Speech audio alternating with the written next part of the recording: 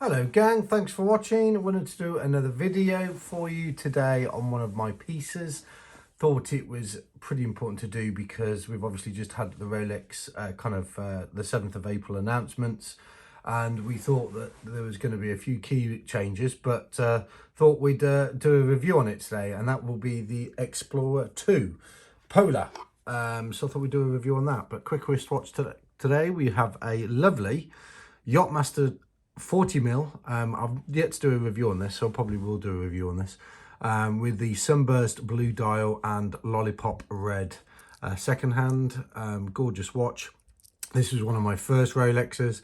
I've had it the longest. It's probably the watch that I wear the least, just because it's so dressy now. It is, particularly with the polished, sandblasted platinum dial and polished dial. I scratched it about a year on and I had to get it redone. I took it down to a jeweler in London and he actually did it for me, but which cost me a fortune, because once you scratch this bezel, you do really need to get it replaced, or repaired, sorry, not replaced. So, but there you go, that's what's on the wrist today, but we'll do a review on that another time.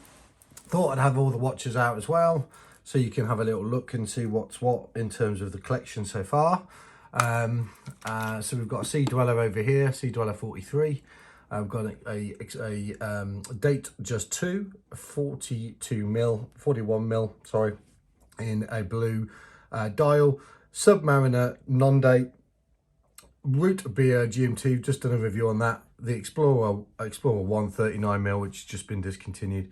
One of my favourites, the Zenith, which is an absolutely gorgeous watch. That's a Chronomaster rose gold, and then the Milgauss as well. So yeah, that's what we've got in the collection.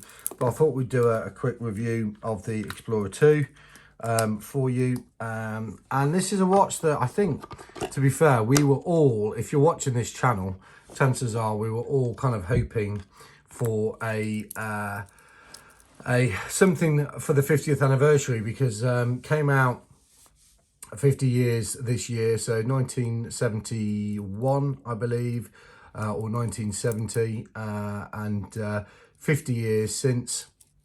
And yeah, we're really surprised. I think they've made a very slight change in the lug size and maybe the crown guard size, but apart from that, we were all shocked. I think we thought that Rolex were going to announce possibly a ceramic bezel, and yeah, I mean, it's just, I mean, obviously we were happy. I mean, it's still a lovely watch, and we thought they would have capitalized on that, but there you go, that is Rolex. They make their own rules.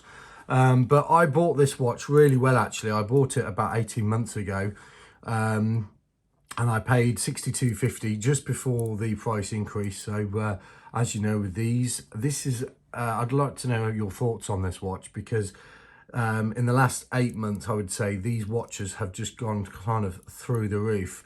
I think they're going to be quite buoyant, and I think they'll hopefully stabilise. We want people to be buying these things. We don't want to just be everyone them being on, you know, all your kind of grey market dealers, unobtainable prices. We want people to be buying these things, but yeah, they have just flown through the roof in terms of the actual residual values on this, particularly the Polar. They do the black as well, both in 42mm.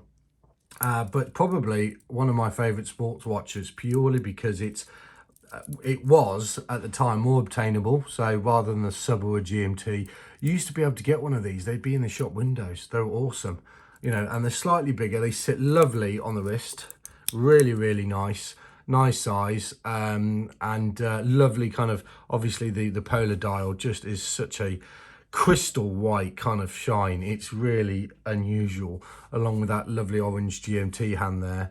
Yeah, just really like it. I love the fact that it's like a what we call a brush steel around the actual bracelet, and then on the kind of the bracelet links on the sides, that's all polished, same as opposed with the case as well. So polished side and then brushed kind of on everything else. So really well finished watch. And yeah, just love it. It's a stunning thing. But yeah, I'd love to know what your thoughts are on it, particularly with the shock that we all thought this year was going to come a ceramic bezel, and they discontinue this, and we don't know what would happen to the values. But that's not all what we're about. But it's not all about buying watches is the values, but it is nice to know that it's got a good residual, certainly. But really, really nice. And I also think it's quite popular in Britain, this watch. I think the fact that Prince Harry has one, and I think it's linked also to the Special Forces. I think the SAS and there was a special edition which was released for the Attack Helicopter Squadron, and they had a stamp on the back. There has been a few for sale online which have been interesting, they're fetching silly premiums, but also yeah, they do make them for the SAS and Special Forces. So I think there's quite a strong link to the English heritage of this, and certainly a lot of this, like I say, Special Forces and all that use it. So always interesting. Maybe that the residuals are stronger in the UK than they are in America. I'd be interested to see your thoughts on it. But really, really nice. I definitely wear this as kind of more active rather than a more of a formal watch, purely because of its size. But I just think it's such a friendly dial, great with jeans and t-shirt, etc. I mean, they all are. We're really fortunate to have a collection, and they all look good with jeans and t-shirt. That's the cool thing about Rolexes. But really cool. Obviously GMT movement. So unlike the GMT where you've got a rotatory bezel and you can effectively have 3 time zones, with the Explorer 2, it is obviously the bezel is fixed, so you can't move it. So you've got 2 time zones. But really, really special watch, and I think this is a real future classic, just because certainly with everything what's going on with subs and GMTs and them being unobtainable, this is, I think, one of the best value watches that you can buy in terms of you're able to get it, and B, if you're lucky enough to get it retail. I think the retail price at the moment is around £6,850.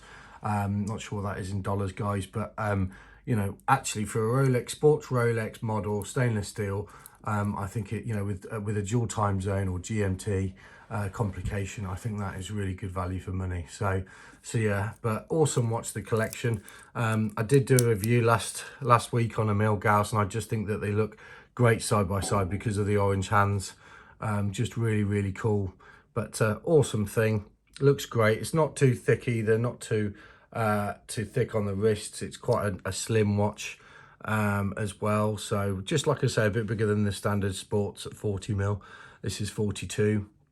And like I said, they've probably done a few enhancements, but really unnoticeable. I think they've changed the size of the bracelet, and I think they've changed the size of the crown guard. But apart from that, I mean, I don't think anyone's going to tell the difference. So yeah, but there you have it. Explorer 2 in polar, one of my favourites. Really enjoying it. I'm probably going to compare this to another one as well, just for people who have yet to buy maybe this, to get an idea of what it's like. But thank you very much for watching, guys. As always, thank you for tuning in and subscribing to the channel.